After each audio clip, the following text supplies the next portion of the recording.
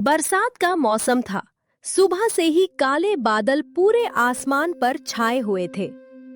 हल्की हल्की बारिश मिट्टी की खुशबू को पूरे गांव में फैला रही थी।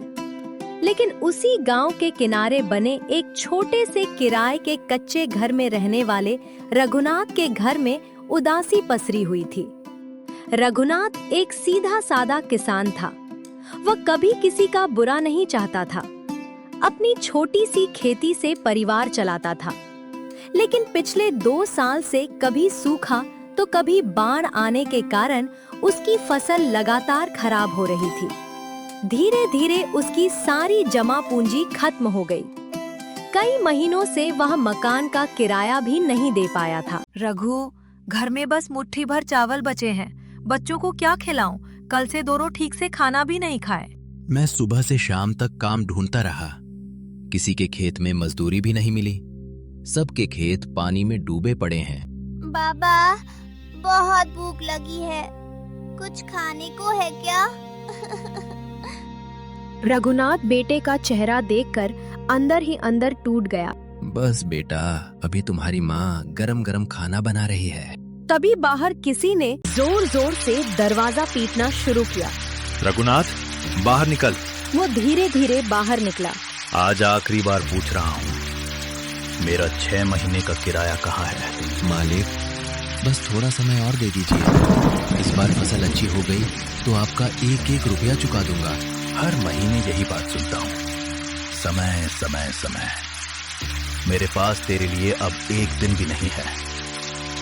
मैं झूठ नहीं बोल रहा मालिक, भगवान की कसम।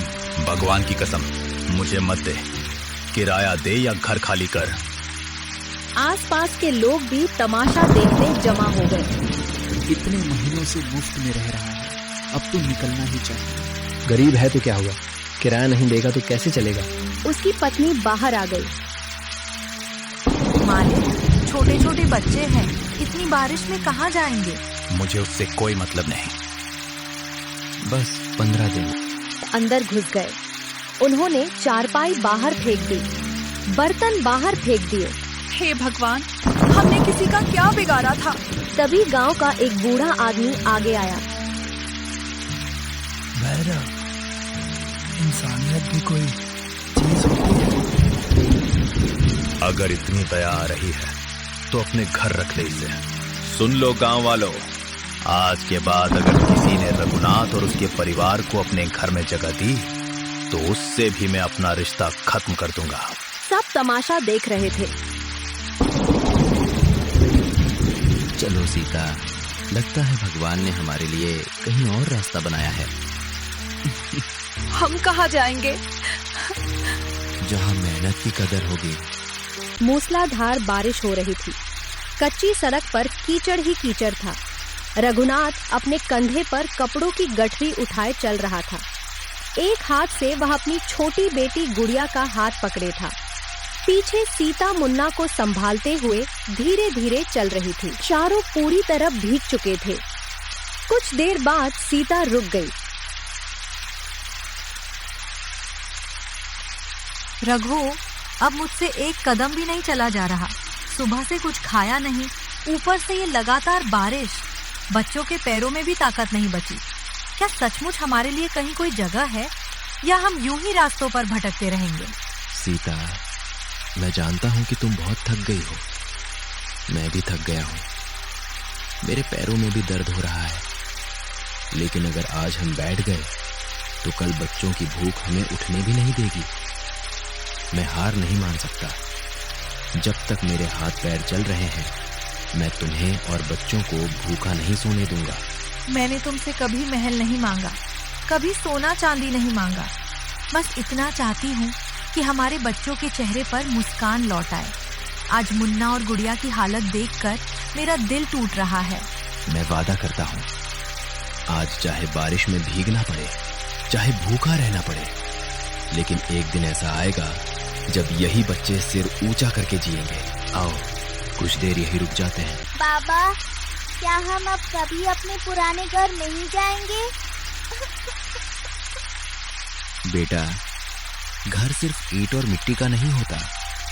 जहाँ अपने लोग हों, जहां इज्जत हो, जहां मेहनत की कदर हो, वही असली घर होता है। जिस जगह इंसान की इज्जत छीन ली जाए, वो घर नहीं रह जाता। तो क्या हम नया घर बनाएंगे? हाँ बेटा, अपने हाथों से बनाएंगे और इस बार कोई हमें वहां से निकाल नहीं पाएगा। सुबह तक वे दूसरे गांव पहुंच गए। गांव का नाम था सूरजपुर।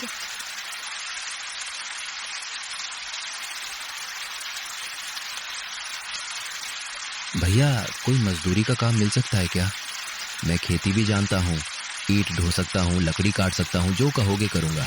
अभी तो किसी आदमी की जरूरत नहीं है। अगर आधी मजदूरी पर भी रख लो तो चलेगा। कहा ना, काम नहीं है। शाम तक उसके पैर जवाब देने लगे। वह खाली हाथ परिवार के पास लौटा। कुछ काम मिला? नहीं। कोई बात नहीं, भगवान ने आज नहीं दिया तो कल देगा। तुमने कोशिश तो की।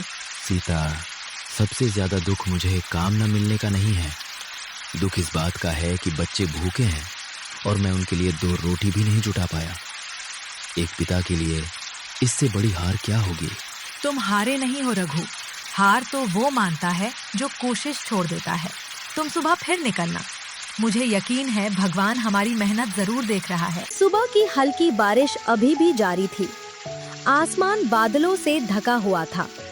पंचायत भवन के बरामदे में रात गुजारने के बाद रघुनाथ सबसे पहले उठ गया। उसने देखा कि सीता और दोनों बच्चे अभी सो रहे थे। जब तक मेरी सांसें चल रही हैं, मैं तुम्हें हारने नहीं दूंगा। चाहे कितनी भी मुश्किलें आएं, मैं मेहनत करके तुम्हारे चेहरे पर मुस्कान वापस लाऊंगा। वह बिना कुछ खाए काम की तलाश में निकल पड़ा। पूरा दिन वह गांव में भटकता रहा। किसी ने कहा काम नहीं है, किसी ने कहा अगले महीने आना, किसी ने बिना बात किए ही उसे लौटा दिया। शाम होने लगी। बारिश फिर तेज हो गई। रघुनाथ पूरी तरह भीग चुका था। थककर वह सड़क किनारे एक पुराने बरगद के पेड़ के नीचे बैठ गया। उसकी आंखों से आंसू निकल पड़े। उसी समय एक सफेद दाढ़ी वाले बुजुर्ग धीरे धीरे लाठी टेकते हुए वहां आए। उन्होंने रघुनाथ को ध्यान से देखा। बेटा, सुबह से देख रहा हूँ तुम पूरे गांव में काम ढूंढते फिर रहे हो। हर दरवाजे पर गए लेकिन कहीं काम नहीं मिला। अब यहाँ अकेले बैठकर रो क्यों रहे हो? बाबा, रोना मेरी मजबूरी नहीं, मेरा दर्द है।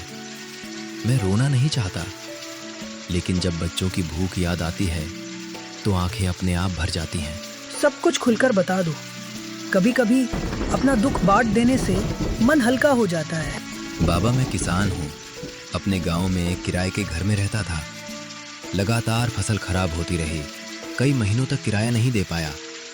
मकान मालिक ने पूरे गांव के सामने मेरा सामान फेंक दिया। किसी ने मेरा साथ नहीं दिया। पत्नी और बच्चों के साथ गांव छोड़ना पड़ा। यहाँ आया तो सोचा मजदूरी कर लूंगा, लेकिन काम कहीं नहीं मिला। अब समझ नहीं आ रहा कि परिवार का पेट कैसे भरूं। बेटा, मैं तुम्हारी आंखों में हार नहीं देख रहा, मैं सिर्फ थकान देख रहा हूँ। और जो इंसान सिर्फ थका हो वह फिर से उठ सकता है। बेटा, मैं तुम्हारी आंखों में हार नहीं देख रहा, मैं सिर्फ थकान देख रहा हूँ। और जो इंसान सिर्फ थका हो वह फिर से उठ सकता है। लेकिन बाबा, बिना काम के कैसे उठूं? जेब में पैसे नहीं, रहने की जगह नहीं। तुम्हें खाना बनाना आता है? हाँ, खेतों में काम करते समय कई बार अपने साथियों के लिए खाना बनाया है। मेरी चिकन बिरयानी की तो पूरे गांव में तारीफ होती थी। बस यही तुम्हारा रास्ता है? मैं समझा नहीं। काम ढूंढना बंद करो, अपना काम शुरू करो। अपना काम? लेकिन कैसे? मेरे पास तो 1 रुपया भी नहीं है। हर बड़ा काम पैसे से नहीं, हिम्मत से शुरू होता है। इस गांव के बस अड्डे के पास रोज सैकड़ों लोग आते जाते हैं। बरसात में लोग गर्मा गर्म खाना ढूंढते हैं। अगर वहाँ छोटी सी चिकन बिरयानी की दुकान लगा दो तो मेहनत रंग ला सकती है। बाबा, बात तो अच्छी है, लेकिन शुरुआत कैसे करूं? मेरे पास कुछ पैसे हैं, उससे तुम अपने काम की शुरुआत कर लो। नहीं बाबा, मैं किसी से भीख नहीं ले सकता। मैं भीख नहीं दे रहा, मैं मेहनती आदमी पर भरोसा कर रहा हूँ। जब कमाने लगो तब लौटा देना। अगर कभी मैं ये पैसा वापस ना कर पाया तो? तब किसी और जरूरतमंद की मदद कर देना, वही मेरे पैसे लौटाना होगा। शाम को वह खुशी खुशी पंचायत भवन पहुंचा। आज तुम्हारे चेहरे पर मुस्कान क्यों है? रघुनाथ ने पूरी बात बताई। सीता कुछ देर तक चुप रही। रघु, भगवान खुद नहीं आते, लेकिन किसी न किसी इंसान के रूप में मदद जरूर भेजते हैं। शायद आज उन्होंने उस बाबा को भेजा है। कल से नहीं, अभी से मेहनत शुरू होगी। हम अपना चिकन बिरयानी का ढाबा खोलेंगे। छोटा होगा लेकिन ईमानदारी का होगा। उस रात कई दिनों बाद पूरे परिवार के चेहरे पर उम्मीद दिखाई दे रही थी। अगली सुबह भी आसमान पर काले बादल छाए हुए थे। हल्की हल्की बारिश हो रही थी। रघुनाथ सूरज निकलने से पहले ही उठ गया। सीता, आज का दिन हमारी किस्मत बदल सकता है। मेरे पास पैसे बहुत कम है, इसलिए एक एक रुपए का सही इस्तेमाल करना होगा। अगर आज मेहनत से शुरुआत हो गई तो आने वाले दिनों में बच्चों को भूखा नहीं सोना पड़ेगा। रघु, पैसे कम है तो क्या हुआ? तुम्हारे हाथों में मेहनत है और तुम्हारे मन में ईमानदारी है। मैंने हमेशा देखा है कि तुम जो काम करते हो पूरे मन से करते हो। मुझे यकीन है कि जो भी तुम्हारी बिरयानी खाएगा वो दोबारा जरूर आएगा। बस यही भरोसा मुझे आगे बढ़ाता है। वह बाजार गया। उसने बहुत सोच समझकर सामान खरीदा। एक बड़ी देगची, थोड़ा चावल, थोड़ा चिकन, मसाले, प्याज, टमाटर, तेल और कुछ पुराने स्टील के बर्तन। इतना कम सामान? दुकान खोल रहे हो या घर का खाना बना रहे हो? अभी शुरुआत छोटी है। अगर भगवान ने चाहा तो एक दिन यही देगची छोटी पड़ जाएगी। बस अड्डे के पास एक खाली जगह थी। वहीं उसने बांस और तिरपाल से एक छोटा सा छप्पर बनाया। नीचे मिट्टी का चूल्हा बनाया था। उसने बिरयानी बनाया। सुगंध पूरे माहौल में फैलने लगी। देगची से उठती खुशबू बारिश की ठंडी हवा में घुल गई। हे भगवान, ये सिर्फ बिरयानी नहीं, मेरे बच्चों की उम्मीद है। इसमें बरकत देना। कई लोग ढाबे के सामने से गुजरे। किसी ने देखा, किसी ने खुशबू महसूस की, लेकिन कोई रुका नहीं। रघुनाथ बार बार सड़क की ओर देखता। सीता उसके चेहरे की बेचैनी समझ रही थी। घबराओ मत, हर नए काम को समय लगता है। डर इस बात का नहीं है कि आज कमाई नहीं हुई। डर इस बात का है कि अगर बिरयानी नहीं बिकी तो कल बनाने के लिए सामान नहीं होगा। तभी तेज बारिश शुरू हो गई। कुछ यात्री भागते हुए रघु के दुकान पर रुकते हैं। भाई, क्या बना रहे हो? चिकन बिरयानी अभी अभी तैयार हुई है। इतनी अच्छी खुशबू तो शहर के बड़े होटलों में भी नहीं आती। एक प्लेट देना। रघुनाथ ने जल्दी से गर्मा गर्म बिरयानी परोसी। उन्होंने पहला निवाला खाया और बोला, अरे, ये तो कमाल की बिरयानी है। मसाले बिल्कुल संतुलित, चावल दाने दाने अलग, चिकन इतना मुलायम कि मुंह में जाते ही घुल जाए। भाई, ऐसी बिरयानी मैंने बहुत कम जगह खाई है। थोड़ी देर बाद बारिश बंद हो गई और रघु की दुकान पर भीड़ लग गई। शाम होते उधर सड़क के दूसरी ओर एक पेड़ के नीचे शंभू खड़ा यह सब देख रहा था।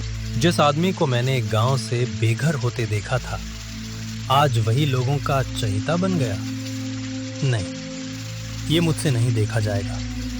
अगर ये ढाबा चलता रहा तो पूरे इलाके में इसका नाम हो जाएगा। मुझे कुछ करना ही होगा। लगातार 3 दिन तक बारिश होती रही, लेकिन बारिश के बावजूद रघुनाथ के छोटे से ढाबे पर ग्राहकों की भीड़ कम नहीं हुई। रघुनाथ भाई, तुम्हारी बिरयानी में ऐसा क्या है? हम तो एक बार खाने आए थे, अब हर दूसरे दिन चले आते हैं। कोई जादू नहीं है भैया, बस साफ सामान, सही मसाले और पूरे मन से बनाई हुई बिरयानी। मेरा मानना है कि खाना सिर्फ पेट नहीं भरता, वो इंसान का विश्वास भी जीतता है। अगर मैं लालच करूं, मसाले कम डालूं या खराब सामान इस्तेमाल करूं, तो शायद आज कुछ पैसे बचा लूं, लेकिन कल ग्राहक खो दूंगा। इसलिए मैं हर प्लेट ऐसे बनाता हूं जैसे अपने बच्चों के लिए बना रहा हूं। यही वजह है कि तुम्हारा स्वाद सबसे अलग है। शाम तक पूरी देगची खाली हो गई। रघुनाथ ने खाली देगची को देखा। उसकी आंखों में आंसू आ गए, लेकिन इस बार ये आंसू दुख के नहीं, खुशी के थे। सीता, देखो, आज पहली बार हमारी मेहनत बिक गई। ये सिर्फ बिरयानी नहीं बिकी, हमारी उम्मीद बिक गई, हमारा आत्मविश्वास लौट आया। मैंने कहा था ना, मेहनत कभी खाली नहीं जाती। बाबा कल 2 देकची बनाएंगे। अगली सुबह शंभू चुपचाप गांव की चाय की दुकान पर पहुंचा। सुना है बस अड्डे वाला नया बिरयानी वाला बड़ा मशहूर हो गया है। हाँ रघुनाथ, बड़ा सीधा इंसान है, बहुत मेहनती है। सीधा? अच्छा, तुम लोग उसे जानते भी हो? नहीं, बस इतना जानते हैं कि अच्छा खाना बनाता है। मैं उसे बहुत अच्छी तरह जानता हूँ। उसी गांव का रहने वाला हूँ जहाँ से वो आया है। तुम लोग सिर्फ उसका मुस्कुराता चेहरा देख रहे हो, मैंने उसका दूसरा चेहरा देखा है। क्या मतलब? रघुनाथ को उसके गांव से यूं ही नहीं निकाला गया था। लोग समझते हैं कि वो बहुत ईमानदार है, लेकिन सच ये है कि उसने कई लोगों का पैसा दबाया, किराया नहीं दिया, उधार लिया और लौटाया नहीं। जब गांव वालों ने हिसाब मांगा तो रातों रात भाग गया। लेकिन उसका व्यवहार तो ऐसा नहीं लगता। धोखा देने वाले लोग ऊपर से हमेशा अच्छे ही दिखाई देते हैं। अगर वो इतना ही अच्छा होता तो अपना गांव छोड़कर क्यों आता? उधर ढाबे पर रघुनाथ पहले की तरह मुस्कुराकर खाना बना रहा था। बेटा, तुम कभी थकते नहीं? थकता हूँ बाबा, बहुत थकता हूँ, लेकिन जब शाम को बच्चों के चेहरे पर मुस्कान देखता हूँ तो सारी थकान उतर जाती है। पहले मेरे बच्चे भूखे सोते थे, आज अपने हाथों की कमाई की रोटी खाते हैं। यही मेरी सबसे बड़ी कमाई है। भगवान तुम्हारी मेहनत पर हमेशा कृपा बनाए रखे। इधर शंभू ने अपनी अगली चाल चल दी। वो अलग अलग लोगों से अलग अलग बातें करने लगा। किसी से कहता, सुना है वो सस्ता सामान खरीदता है, तो किसी से कहता, पता नहीं बिरयानी में क्या मिलाता है, तभी लोग बार बार आते हैं। तो किसी से कहता, ऐसे लोग पहले भरोसा जीतते हैं, फिर बड़ा धोखा देते हैं। धीरे धीरे कुछ लोगों के मन में शक पैदा होने लगा। आज सिर्फ बातें फैलाई हैं, कल ऐसा खेल खेलूंगा कि पूरा गांव रघुनाथ से सवाल पूछेगा। उसके बाद देखता हूँ उसकी ईमानदारी उसे कैसे बचाती है। अगली सुबह बारिश रुक चुकी थी। ढाबा खुलते ही एक लड़के की नजर पीछे पड़े थैले पर गई। अरे, यहाँ सड़ा हुआ चिकन पड़ा है। कुछ ही मिनटों में भीड़ इकट्ठी हो गई। कहीं यही चिकन तो नहीं पकता? कल शंभू भी तो यही कह रहा था। रघुनाथ बाहर आया। उसने थैला देखा और हैरान रह गया। मैंने ये थैला पहली बार देखा है। मैं ऐसा मांस कभी इस्तेमाल नहीं कर सकता। देखा, मैंने पहले ही कहा था, अब सबूत भी मिल गया। कुछ लोग रघुनाथ पर गुस्सा करने लगे। तभी वही सफेद दाढ़ी वाले बाबा वहां आ पहुंचे, जिन्होंने रघुनाथ की मदद की थी। कोई भी फैसला करने से पहले सच जान लेना चाहिए। मैंने रात बारिश में किसी आदमी को ढाबे के पीछे जाते देखा था। मुझे शक हुआ, इसलिए मैं उसके पीछे गया। बारिश में उसका चेहरा साफ नहीं दिखा था, लेकिन उसने हरा कुर्ता और कंधा में गमछा पहचान में आ गया था। शंभू, अगर तुम निर्दोष हो तो तुम्हारे जेब में कुछ है। शंभू घबरा गया। गांव वालों ने उसका जेब चेक किया गया। उसमें उसी दुकान की रसीद थी जहां से सड़ा हुआ चिकन खरीदा गया था। हाँ, यही आदमी कल रात मेरे पास आया था। मैंने कहा भी था कि ये मांस खराब है, फेंक देना। तूने एक मेहनती आदमी को बदनाम करने की कोशिश की। जिसने कभी किसी का बुरा नहीं किया, उसके साथ इतना बड़ा धोखा। मुझसे गलती हो गई। मैं रघुनाथ की तरक्की देखकर चल गया। मुझे लगा कि अगर इसका ढाबा बंद हो जाएगा तो लोग मुझे महत्व देंगे। मेरी जलन ने मेरी अक्ल छीन ली। शंभू ने मेरा नुकसान करने की कोशिश की, मेरे बच्चों की रोटी छीनने की कोशिश की, लेकिन अगर मैं भी तुमसे नफरत करूंगा तो मेरे और तुम्हारे बीच फर्क क्या रह जाएगा?